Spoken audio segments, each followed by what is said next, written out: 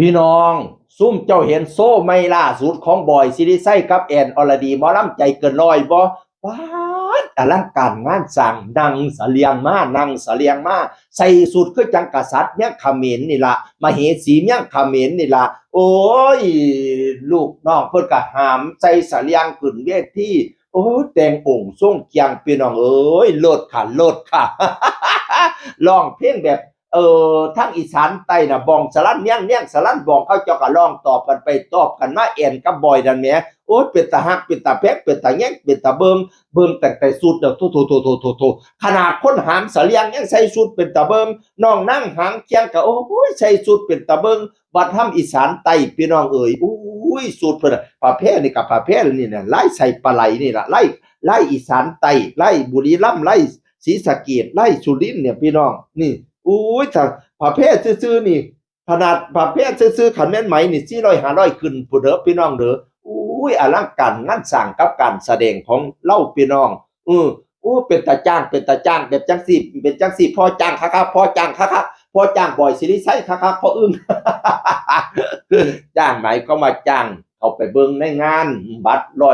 100 200 150จ้างผ่านสังกะสีเขาไปเบิ่งนะคันสิจ้าง3 แสน4 แสนก็โอ้ยถ้าพ่อใหญ่อึ้งถูกลอตเตอรี่ก่อนถูกแล้วพ่อใหญ่อึ้งจ้างแน่นอน แต่ตอนนี้ให้พ่อใหญ่อึ้งจ้างบัตรผ่านสังกะสีไปซื่อๆก่อนก็มันงามพี่น้องโอ้ยมันคุ้มค่าคุ้มราคาสมค่าจ้าง3 แสน4 แสนอยู่ดิพี่น้องแต่ละสูตรเพิ่นนี่โธแต่ละโซ่เพิ่นนี่โธมันบ่แม่นธรรมดาดิแต่ละโซ่นี่เป็นเงินเป็นทองเบิดพี่น้องเอ๋ยต้องใช้เงินในการบริหารจัดการเบิดดิแต่ละโซ่แต่ละสูตรนี่ก็ได้สูตรแต่ละสูตรเล่าเบิงโลดพี่น้องสูตรแอนก็ดีสูตรบอยก็ดีกันสูตร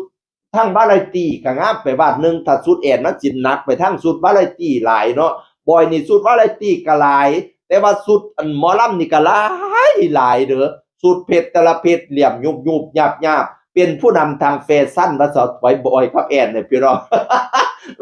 คอยผู้ใดบ่ว่าก็ว่าคอยนี่ล่ะว่าเองผู้นำทั้งแฟชั่นสูตรเล่านี่มาใหม่ตลอดงามตลอดโอ้เขาลงทุนในด้านนี้พร้อมพี่น้องเพราะว่าคนไปดูแล้วก็จะเจริญหูเจริญตา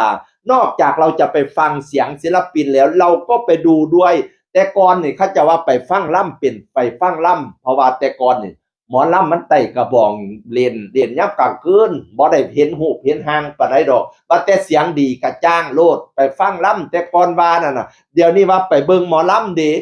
ต้องฟังด้วยแล้วก็ได้ดูด้วยดูแล้วก็เจ้าใส่ชุดสวยๆงามๆก็โอ้ยมันมีความสุข